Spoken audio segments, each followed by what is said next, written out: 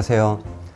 이번 시간부터는 총 4회에 걸쳐 가지고 여러분들 많이 궁금해 하시는 유산균에 대해서 전반적인 어떤 그런 내용들을 설명드리고자 합니다. 그래서 우선 이 유산균을 이해하기 위해서는 이 마이크로바이옴이라는 개념부터 이야기를 시작해야 되거든요. 그래서 사람도 그렇고 반려견, 반려묘, 모든 포유동물 체내에는 무수히 많은 미생물들이 살고 있습니다. 그래서 이 유전자를 토대로 이 모든 미생물을 총칭하는 말이 바로 이제 마이크로바이옴이라고 하거든요. 그래서 이들 미생물은 체내 이제 소화기, 호흡기, 피부, 구강, 생식기 등 대부분 신체에 있는 모든 부위에 다양한 종류와 구성으로 존재하고 있습니다. 이 체내에 살고 있는 이 미생물들은 근데 주로 이제 소화기에 살고 있는데 소화기 중에 이제 끝부분인 대장으로 갈수록 그 수가 많아집니다. 이 마이크로바이옴의 숫자는 신체를 구성하는 세포의 숫자보다 많을 것으로 추정할 정도로 매우 많은 양의 이제 미생물이 우리 몸 그리고 반려동물의 몸 속에 살고 있습니다. 자, 이렇게 엄청나게 많은 양의 미생물이 이제 살고 있는데 그럼 그 미생물에는 어떤 종류가 있을까요? 그래서 여기 이제 그림이 보이는데 여기 그림에 보시면은 마이크로바이옴, 이제 모든 미생물을 총칭하는 얘기가 되겠죠. 이 마이크로바이옴은 세 가지 종류의 미생물이 있습니다.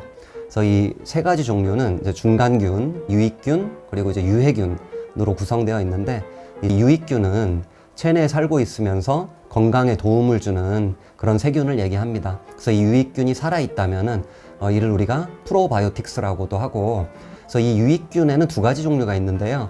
젖산을 생성하는 유익균이 있고 젖산을 생성하지 않는 유익균이 있는데 이 젖산을 유산이라고도 합니다. 그래서 이제 이 유산 또는 젖산을 생성하는 유익균을 우리가 유산균이라고 하고, 이 유산균으로 대표적인 것이 이제 락토바실러스라는 균속과 비피도박테리움이라는 균속의 미생물들입니다. 그래서 젖산을 생성하지 않는 유익균으로 대표적인 것이 이제 효모균인데, 그러니까 사카로마이세스라고 하는 그런 효모균이 있고요. 그리고 우리가 이제 프로바이오틱스 제제로 많이 사용하는 것이 락토바실러스하고 비피도박테리움의 어떤 균들인데, 이 균들이 다 유산균이다 보니까 이 프로바이오틱스 제품을 총칭해서 그냥 유산균으로 표현하는 그런 경우들이 많은데, 엄밀하게 따지면은 유익균 또는 만약에 이제 살아있는 균을 제품화한 거라면은 프로바이오틱스라고 하는 것이 원래는 이제 맞는 말이 되겠습니다. 그리고 이제 유해균은 과도하게 증식할 경우에 체내에 이제 해를 끼칠 수 있는 병원성 미생물을 뜻하는 거고, 평소 건강할 때는 아무런 해를 끼치지 않습니다. 근데 만약에 우리 반려동물이 면역 기능이 떨어지거나 또는 항생제를 장기간 사용해 가지고 체내에 있는 유익균들을 좀 사멸시키는 경우, 또는 이제 IBD와 같은 염증성 장질환이죠. 그런 IBD와 같은 장질환이 생길 경우에는 급속하게 이 유해균들이 증식하게 돼요. 그래서 이제 어떤 건강상의 문제를 이제 일으킬 수가 있습니다. 그래서 이제 실제 개와 고양이의 연구들을 보면은 이 IBD, 그러니까 염증성 장질환이 있는 경우에 디스바이오시스가 확인되는 것을 이제 종종 볼 수가 있습니다. 이들 세 종류의 이제 미생물들은 원래는 이제 적절한 균형을 이루고 동물의 이제 체내에서 살아가고 있는데, 주로 영양소의 합성 그리고 영양소의 흡수 등에 이제 도움을 주고요. 그리고 이제 에너지를 또 생산해가지고 이 대장의 주요 에너지원으로 이 미생물들이 에너지를 공급해준다라고 볼 수가 있고, 그리고 이제 생체의 면역 체계하고 이제 상호작용을 해가지고 면역 작용을 도와주거나 면역 체계의 발달을 이제 촉진해주기도 합니다. 종 뒤에 균주명을 붙이는 이유는 여러 연구에 의해서 이제 위산과 담즙산 등에 이제 잘 사멸되지 않고 특정 질환의 개선에 도움을 주는 것으로 입증되었기 때문에 균주명을 붙이는 겁니다. 만약에 이제 균종까지만 표기되어 있다라면은 이런 이제 효과들이 확실하게 담보되어 있지 않다라고 여러분들께서 이해를 하시면 됩니다. 그렇기 때문에 여러분들이 만약에 유산균 제품을 구매하신다면은 이제 반드시 확인하셔야 될 것이 위와 같이 균종까지만 표기된 게 아니라 균종 뒤에 뭐가 붙은 형태, 즉 균주까지 표기된 그런 유산균을 사용했는지 여부를 좀 확인하는 것이 굉장히 중요합니다. 또한 이제 균주가 한두 개 있는 것보다는 이제 다양하게 좀 있는 것이 훨씬 더 좋은데, 이 이유가 이제 유산균마다 기능이 이제 굉장히 다양하고 균주마다 기능이 좀 다르기 때문이에요. 그래서 전반적인 건강을 유지하기 위해서는 다양한 균주가 있는 것을 급여하는 게 이제 좀 더 좋은데, 여러분들이 이제 유산균 제품을 구매하신다면 반드시 이제 라벨과 제품 설명서 등을 꼼꼼히 살펴봐서 이제 사용된 균종 또는 이제 균주를 모두 확인하는 것이 중요합니다. 프로바이오틱스는 이제 살아있는 유익균을 얘기하는 것으로 충분한 양을 제공하였을 때 건강상의 이점을 제공하는 것을 이야기합니다. 그래서 이들 이제 프로바이오틱스, 유익균들은 이제 체내에서 다양한 기능을 하게 되는데, 대표적으로는 이제 단쇄 지방산이라는 영양소를 합성하여 장에 이제 에너지를 제공하는 역할을 하게 됩니다. 이렇게 유익균이 만들어낸 단쇄 지방산, 영어로는 이제 쇼체인 패티애시드라고도 하거든요. 이 쇼체인 패티애시드는 대장의 에너지원으로 이제 작용해가지고 장 운동성을 유지하고, 장에 이제 염증 반응이 있거나 또는 그 장에 같이 살고 있는 병원성 미생물의 증식을 좀 억제해주는 이제 그런 역할을 하게 됩니다. 이때 이 유익균들이 이러한 이제 에너지를 제공해주는 단쇄 지방산과 같은 영양소를 합성하기 위해서 뭔가를 이용해야 돼요. 미생물이 뭔가 이용해야 되는데, 이것이 바로 발효성 식이섬유입니다. 그래서 이 발효성 식이섬유를 우리가 다른 말로 프리바이오틱스라고도 합니다.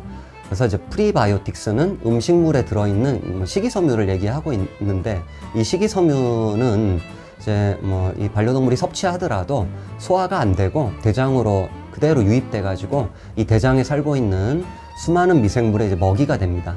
그래서 프리바이오틱스를 유산균의 먹이라고 표현하는 경우가 많습니다. 그래서 이 유익균은 또한 단쇄 지방산뿐만 아니라 비타민 B1이라든가 B7, B12 그리고 비타민 K 등을 합성하기도 하고, 그리고 세로토닌이나 가바와 같은 호르몬을 생성하기도 합니다. 또한 병원성 미생물의 증식을 억제하는 성분인 박테리오신이라는 일종의 이제 항생 물질도 생산을 하게 됩니다.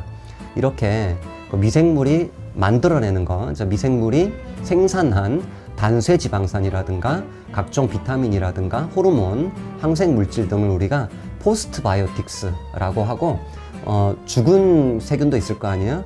유익균 중에 죽은 균, 사균이라고 하는데, 이 사균도 이 포스트 바이오틱스에 해당이 됩니다. 그런데 최근에 이 포스트 바이오틱스 제품들이 많이 출시되었는데, 예를 들어 열처리 사균을 활용한 포스트 바이오틱 제품의 경우는 면역 기능 강화에 도움을 준다는 증거들이 좀 있기 때문에 효과를 볼 수가 있습니다.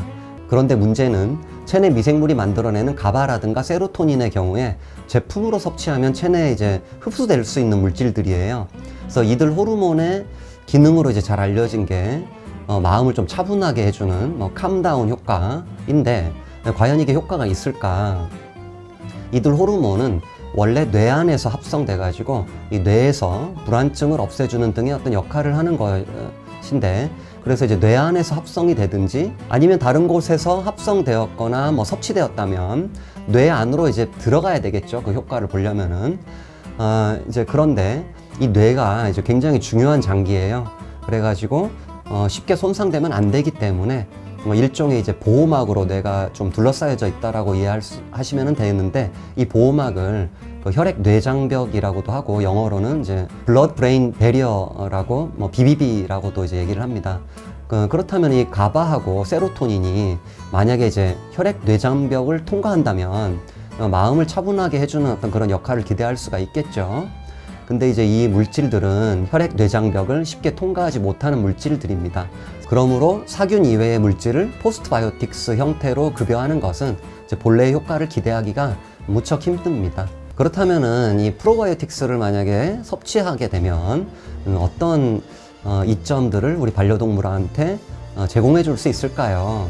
그래서 우선 이제 개와 고양이를 대상으로 연구된 내용들을 살펴보면 이렇게 디스바이오시스라고 볼 수 있는데, 아까 이제 말씀드린 것처럼 유해균이 늘어나지 않도록 해주는 거예요. 그러니까 디스바이오시스를 개선해 준다는 얘기는, 그래서 장내 미생물 불균형을 막아준다, 또는 이제 과도한 염증 반응 억제로 수면 연장에 이제 도움을 준다라는 이런 다수의 연구들이 나왔고, 그리고 면역 기능을 이제 좀 조절해 주거나 개선해 주는 어떤 그런 기능도 가지고 있고요.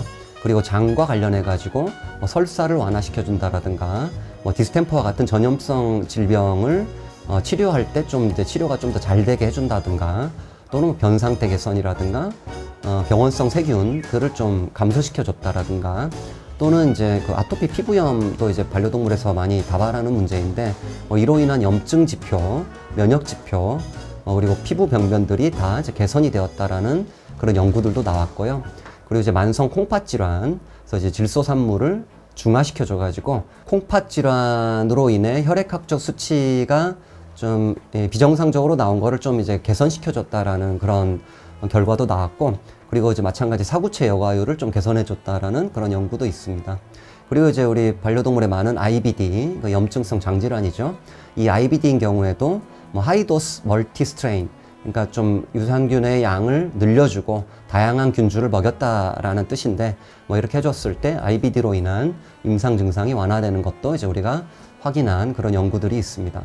그래서 여러 이제 다양한 연구에서 프로바이오틱스를 충분히 섭취할 경우 개와 고양이에서 이제 효과를 포함해 가지고 과민성 대장 증후군이라든가 여성의 이제 질 건강, 그리고 불안 증세나 스트레스 완화 및 이제 기억력 개선, 그리고 이제 비만, 그리고 당뇨. 참고로 이제 당뇨에는 타입 1 당뇨하고 타입 2 당뇨가 있는데, 이제 이 두 당뇨 모두의 경우에서 도움을 줄 수 있는 것으로 이제 보고되었고요. 그리고 인지기능 장애, 뭐 치매가 되겠죠. 이를 개선해 준다라는 보고도 있고, 항암 효과 등도 이제 여러 연구를 통해 가지고 보고가 되었습니다. 이렇게 프로바이오틱스는 면역 및 장 건강 이외에도 다양한 효과가 있는 것으로 이제 보고되었어요. 그래서 프로바이오틱스는 이제 충분한 양을 급여하는 경우 이렇게 건강에 이로운 다양한 효과가 있다는 사실들이 이제 많이 밝혀졌습니다. 그래서 이 프로바이오틱스의 이점을 좀 활용한 제품들이 엄청나게 많이 현재 나오고 있죠. 근데 사실 이 프로바이오틱스는 제품에 따라 효과가 있는 경우도 있고 없는 경우도 있습니다. 그 프로바이오틱스의 효과에 영향을 끼치는 요인은 매우 다양한데요. 우선 이제 같은 균종이라도 이게 균주에 따라 이제 효과가 다를 수가 있다라는 거고, 또한 이제 섭취량, 뭐 균수가 되겠죠. 그리고 이제 균주의 생존 능력, 섭취 기간, 뭐 섭취 방법, 그리고 제품의 제형 등에 따라 효과의 정도가 달라질 수가 있습니다. 그리고 이제 제품의 생산 방식과 뭐 유통 형태, 약물 투약 여부, 그리고 같이 먹는 음식, 그리고 프리바이오틱스의 이제 섭취 여부, 그리고 이제 체내에 이미 상주하고 있는 그 미생물의 종류와 양, 자체적 면역력이라든가 뭐 질병 상태 등에 따라 효과가 달라질 수가 있습니다. 이번 시간 여기까지 하겠습니다. 감사합니다.